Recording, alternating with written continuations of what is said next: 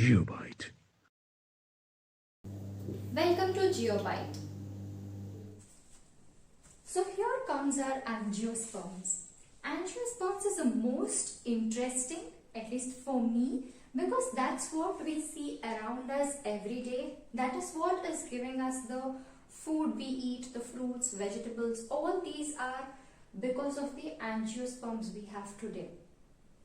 The major change from all these other algae, bryophyte, pteridophyte, gymnosperm towards angiosperm is to see the presence of flowers. So angiosperms are the flowering plants.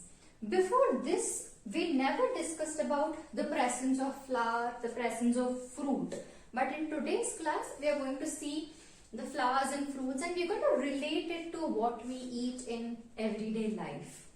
Now, the angiosperms again have are being divided into two based on the seed. So they are dicotyledon and monocotyledon. That is, the seed is a monocotyledon. It has only one cotyledon. So I can give an example for this as rice.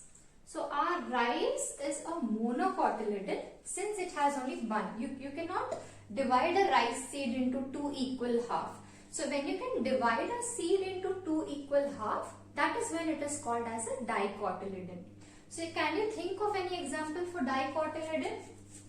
The chickpea which we eat. So this is the chickpea. That's commonly called as chena in our houses. So that chickpea, when we divide it, it comes out as two equal half. And also the groundnuts, the pulli which we eat, that is also a dicotyledon. It is cut into two equal half. It has two cotyledons. Also, apart from the seeds, how do we, even without seeing the seeds, how can we say that this is a dicotyledonous plant, this is a monocotyledonous plant? It's because of the leaves. Now, if the leaves are reticulate, what do I mean by reticulate? It has venation like this. So, if this is a leaf, it has venation. Venation is this branching of the veins inside the leaf. So, this is a reticulate venation. That is present in a dicotyledonous plant. Whereas parallel venation, if you see, there are only parallel lines in parallel venation. So next time when you go to your village or next time when you go to a rice field, just see the leaf of a rice plant. It will have parallel venation. The leaf of a rice plant will not be like this. This is a reticulate venation. You can observe this for the leaf of a groundnut plant. Also, look for the flowers. The flowers in case of dicotyledons are tetra or pentamerous. What does that mean? It has 4 sepals. Do you know what are sepals? Yeah. So, the 4 petals. So, it has 4 petals or 5 petals. That is when it is dicotyledonous. In case of monocotyledonous, the flowers have only 3 petals. Flowers with 3 petals are monocotyledonous. So, these are the basic differences between the dicotyledonous and the monocotyledonous. Next, we should deal with the structure of a flower to understand the reproduction in case of angiosperm and to see what are the parts of flower. Now, in case of gymnosperms, we have seen that the ovules and the pollen grains were naked. But in case of angiosperms, they are enclosed by a flower. So, if this is the flower, the female and the male sex organs are present inside the flower.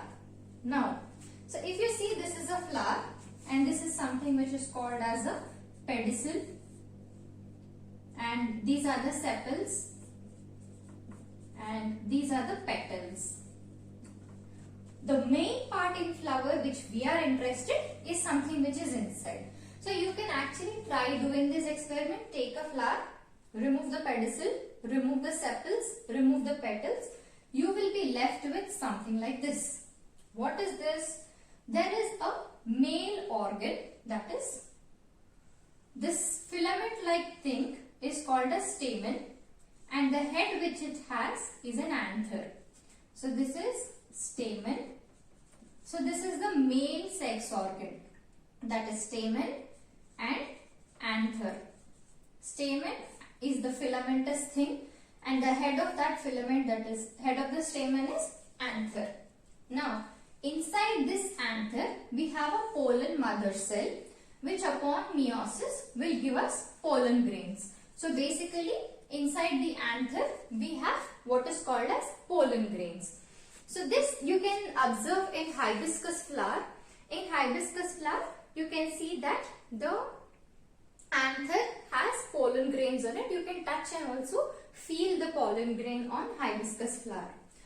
And the next thing is the female sex organ, that is, it is called as pistil.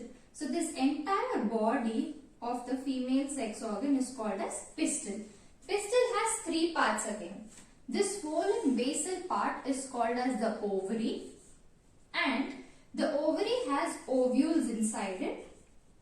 After that you see a tube-like structure coming out from the ovary, that is called as your style, and the head portion is called as stigma. So the female sex organ, that is the pistil, has ovary, ovules, style and stigma. So these are the organs which are present inside a flower. Now what happens usually? The pollen grains are produced, and because of honeybees or insects or birds, or even because of air, these pollen grains are taken away by the air current, and they get dropped on this stigma. So from here they are dropped onto the stigma. Now before seeing that process of pollination, we will see what happens inside an ovule. Now we said inside an anther how pollen grains are produced from the pollen mother cell. Meiosis happens and we get the pollen grains. What happens inside a ovule? Now ovules have megaspore mother cells, which upon meiosis will produce megaspores. There are 4 megaspores produced inside this megaspore mother cell. So megaspore mother cell in an ovule gives rise to 4 megaspores. Out of the 4 megaspores, 3 which are produced degenerate, they disappear.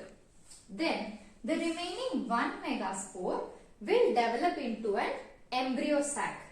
This embryo sac is depicted here. We'll see what it contains. So this embryo sac is usually called as a 3-celled egg apparatus. 3-celled egg apparatus. What is that? So here in this particular egg apparatus, we have different things.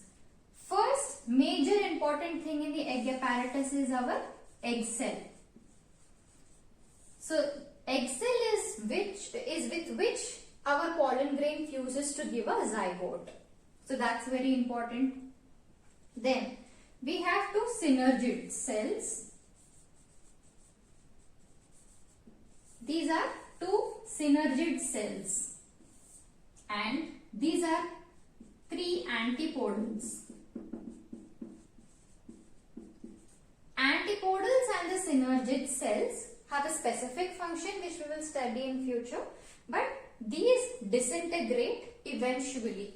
What we are interested more is with the egg and the nuclei. So these 2 which you see in the center, these are nothing but polar nuclei. So there are 2 haploid polar nuclei. So this is what majorly the egg apparatus contains. Now what happens before the pollination and the fertilization happens? The 2 polar nuclei, which are haploid in condition, they both fuse together to give rise to a secondary diploid nucleus. 2 haploid fuse to give a diploid secondary nucleus. At this stage, we will see what happens in pollination. So the pollen grain, as I said, will come and fall on our stigma, where it will germinate to form a pollen tube. Let's let's suppose this is our pollen grain and this is our stigma, this is our style and this is our ovary. Once it falls on the stigma, this will germinate and it forms a pollen tube towards the ovule and it will reach the embryo sac. So each ovule has an embryo sac inside it. So it reaches that embryo sac and what happens is it gives off two male gametes from its pollen grain. So each pollen grain has two male gametes. Those two male gametes are dropped in the embryo sac. At this stage, what do we have in the embryo sac? This is our embryo sac. We have a secondary diploid nucleus, we have an egg cell, we have antipodals and synergid cells. Now, among these two male gametes, one of the male gamete will come and fuse with the egg cell, producing what? Zygote. So this is the main process which takes place. So one male gamete fuses with egg cell to give a zygote. What about the other male gamete? The other male gamete fuses with the diploid secondary nucleus to give rise to a triploid. So a diploid plus a haploid male gamete will give rise to triploid. This triploid is nothing but primary endosperm nucleus. So eventually after fertilization you will find that there is a zygote and there is a primary endosperm nucleus. And this zygote further develops into an embryo. Primary endosperm nucleus develops into the endosperm. Embryo is like your baby plant, whereas endosperm is going to give nourishment to the embryo. It gives food to the embryo. Now the entire process of forming this a triploid as well as a zygote, this is called as double fertilization. That is, one male gamete is fusing with the egg cell, another male gamete is fusing with secondary diploid nucleus. This is called as double fertilization and this process is unique to angiosperms. We have never discussed this kind of fertilization earlier. It's seen only in angiosperms. Now what happens to the synergids and antipodals? I have told eventually they disintegrate. Now how do we relate this to our everyday food and everyday life? Let us take an example of rice plant or even maize. The maize plant, the corn seed which you see, it is something like this. If you observe the corn seed closely, you can see something white in center and then it's yellow all over here. Yellow is surrounding the white part. This white part, so what is a seed? A seed is nothing but an ovule. Ovules are nothing but seeds. Alright. And ovary is fruit. We will see that part later. First we will deal with the ovule. So every seed, be it a chickpea seed or a rice seed or a corn seed, all these are ovules. So what happened inside the ovule? Fertilization happened and we had embryo and endosperm. We can see this embryo and endosperm in every seed. Now if you see in this particular ovule, the white part is nothing but embryo. So next time when you see a corn seed, observe the white part, that is the embryo, and the yellow, the dark yellow which is surrounding the white center, that is the endosperm. You can observe this in a corn plant very clearly. That is the reason I have taken this example. Otherwise you can see even in rice. So if this is your rice seed, here is your embryo. So you can see this partition on the top of your rice seed. This entire thing is the endosperm. This has the food and this is the embryo. This is the embryo and this is the endosperm. You can see that differentiation if you look at your rice seed very closely. Alright. Now when I say ovary develops into a fruit, see this is the ovary. It eventually develops into a fruit. How many of you know that tomato is not a vegetable, it's a fruit in fact. So let me draw the tomato plant. So how do we get this tomato plant? Now That is, let us think this is the flower of the tomato plant. So the sepals which you see on the tomato plant, the leaves which you see on the tomato plant, these are the sepals. And you can see there is a small pore on the other side of the tomato plant. This is nothing but your this side. That's the stigma and style. The opposite side of sepal. The opposite side of sepal is your stigma. That is the small pore which you see on the tomato fruit. And when you cut the tomato half, you can see that there are so the sepal is attached to the ovary. So the sepal is attached to the ovary. So this entire fruit is an ovary. Alright. The stigma and the style are reduced. The anther and the stamens disappear.